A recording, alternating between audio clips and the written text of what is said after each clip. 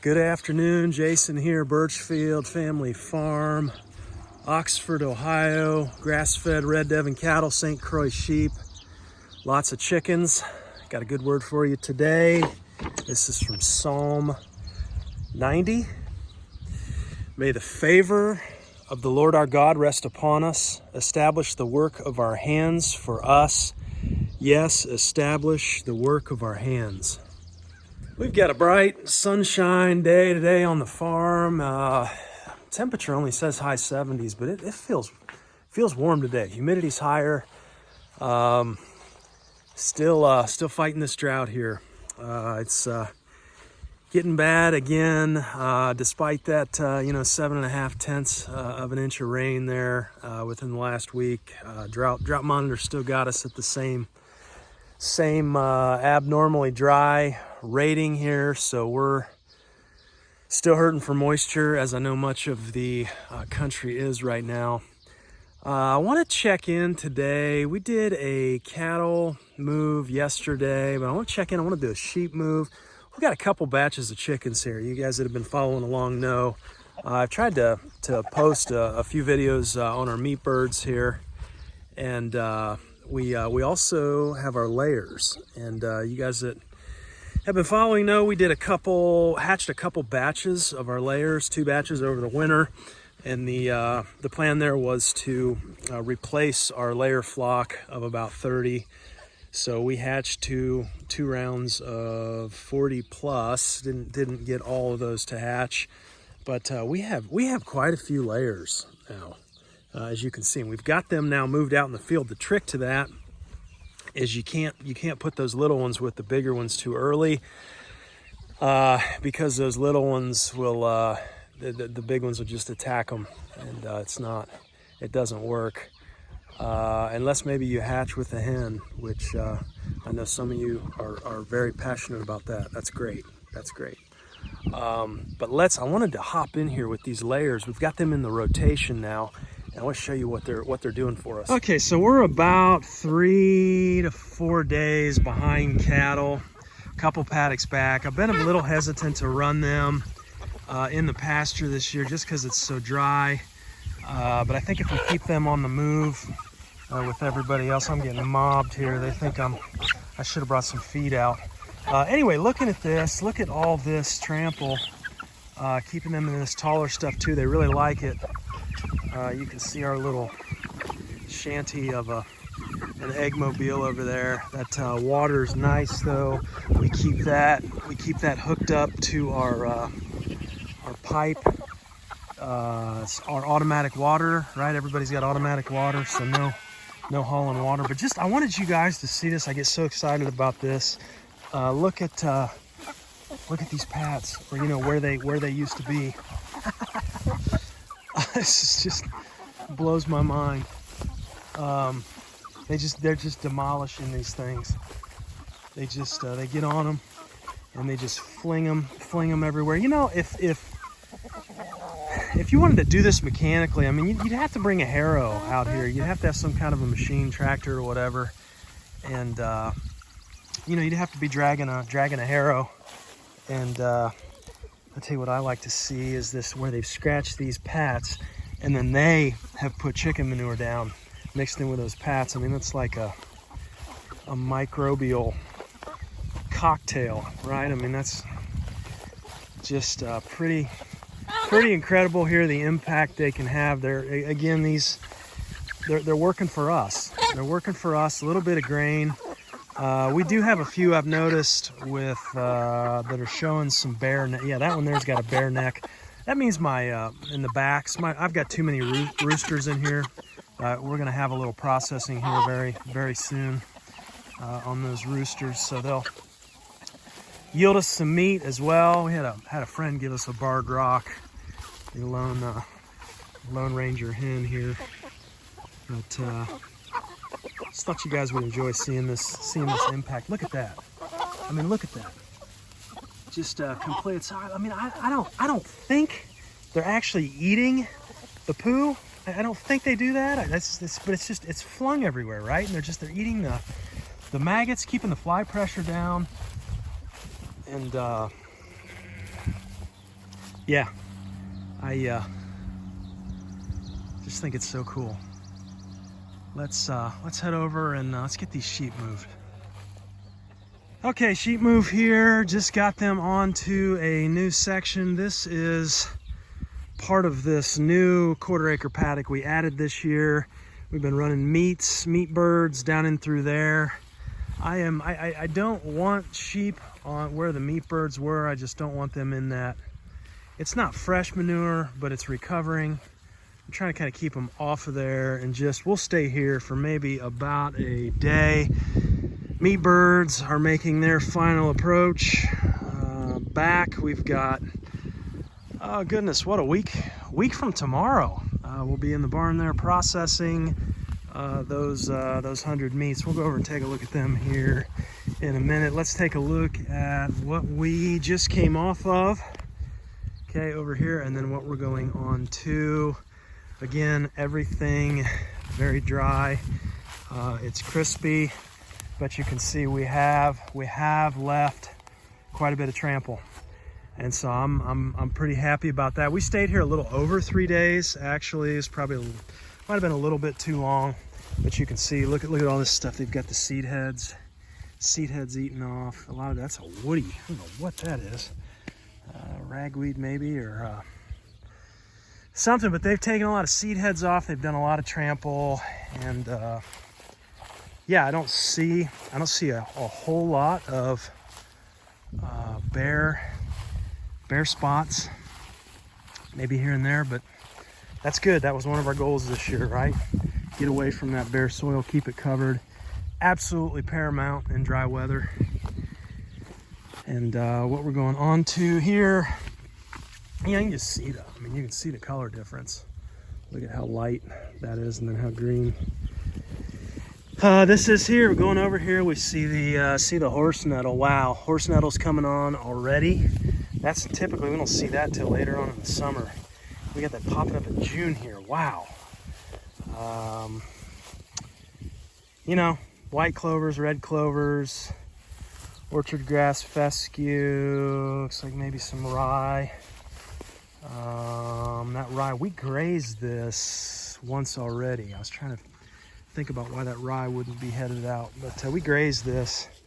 I don't remember. I'd have to look back at when it was. It's definitely been over 30 days. But looking at lambs, everybody's looking great. I have been really happy with these guys this year. We got a pretty good crop. 7 males, 6 females. We typically are split pretty evenly most years, but I got a few bigger than. I got one ewe in here. She was a single of a more experienced mama. Kind of surprised me. She only single, but she's massive. She's huge. Again, mixed feelings on the big lambs, right? With that, if you remember the pregnancy toxemia we dealt with on the mama early on in the season. Lost a mama to preg tox, and metabolic condition. They're not able to keep up. Tough to monitor body condition when they've got that full hair coat on. Hear a commotion over here in the hen house. Somebody just laid an egg, right? It's all good. Let's head over and take a look at meats. Okay, so looking over that way, we kind of, with the meat bird with the tractor, we covered this whole area, but I'm really amazed at just how green this has stayed here. We did quite a bit of trampling with the meat birds, even, putting that manure down, and then we circled back around and came right down this path here. You can see exactly where we've been. You can count these squares back, and it always amazes me. You got to count back. I mean, those first few days, it's just like, oh no, we've annihilated this. It's never coming back. But couldn't be further from the truth. You get back about 18 to 20 days, and it's just as green and as lush as can be. I mean, just amazing. Not so proud of this spot over here. You always have to have a spot, at least this time of year, for rams. We left them here way too long.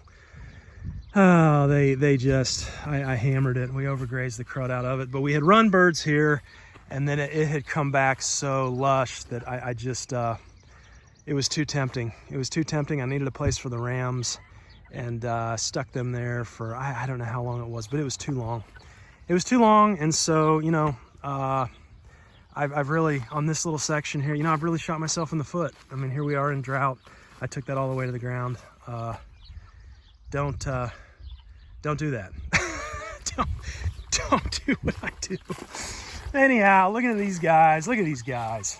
100 meats in here, and making this approach back up to the barn. Everybody's been doing really well. Got the 2 bellwaters hanging in there. I do like to move these guys near the end here. I like to get them moved about twice a day, just because they're putting down so much manure. I don't like them sleeping on that at night. You know, get them to a new place in the mornings, then feed, then move to a new place in the evenings. I feel like that works out best for when you get the, you know, like that last week or two.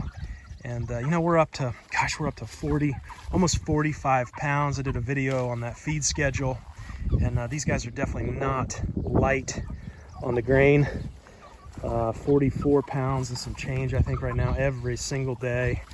And you know, it's just the way it is. That's what it takes to get them to market here in you know, 8 or 9 weeks, and between 4 and 5 pounds dressed. So yeah, we'll move again this evening. But in terms of, you know, you guys have heard me talk, it's not just about the meat. We love the meat, we sell the meat, but it's not just about the meat. It's about the manure and the even distribution and spread of that manure. Obviously no handling for us. They put that down for us, scratch, and that pasture will it'll bounce back. It'll recover. And hey, we had one other thing going on today. Mama was up at the house doing some canning.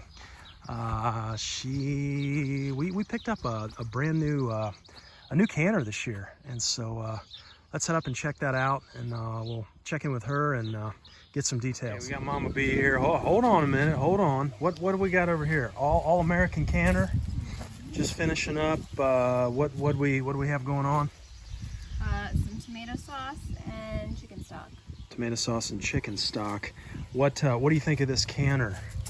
This is what was our old one? I don't remember the brand. I think it is 7 quart. 7 quart in the old one, and this one does what? I think it claims 19 or 20, but I got 18 yesterday. And 18. I don't know what today, close to that. 18 at one time. So what do you think of this thing? That's incredibly efficient. Yeah, I think this has been a good fit. It was expensive. Do you remember the model on this? No. I'll have to, there it is, model 941. Yeah, all American model 941. This has been a great time saver so far. A little bit different than the old one, right? The style. Yeah, this is a weighted gauge, and the other one was a dial gauge. Yeah, a little bit of a learning curve, maybe. Yeah, I've never used one of those before. Yeah. Okay. All right, 941 all American. We would recommend it. One thing I forgot to mention, layers. How many layers are we running? I know we might get that question here, and well, I believe we're up to about 80. Yeah, between 80 and 90, I believe, is my estimate. It's tough to it's tough to keep track with this many. But you know, some of these are roosters, as I mentioned before, and we'll process those out. But two, you know, we're running our 1/4 acre paddocks, 264 foot Premier 1 electro nets. 2 of those nets almost cover a 1/4 acre, not quite. It doesn't quite do the whole thing, and you can tell a difference. You know, if you step out, you can see where the cow pats are still intact. Again, we went over this, but you know, about 80 birds on under a 1/4 acre, and we'll keep them here. It's just about, you know, 2 days is about all you need, really, for them to get in there and just scratch through that stuff. So you know, it's a lot of work moving these nets. We've got the finer nets too, the chicken nets, which some of you know are very heavy, a lot heavier than the sheep nets. Can't keep them in with the sheep netting. And because we feed them, we go out. We were using an automatic feeder, and we were having some trouble with hawks picking off chickens. I mean, we're only here 2 days. It really doesn't save us much labor. We were doing 3 days last year. I don't know. We may integrate that again. But you know, taking feed out in the mornings and you know, kind of trying to train them, hitting some pats with the feed and getting them in there. But it's been good. Yeah, we will catch up to you next time. Thanks for watching. Take care and be at peace today.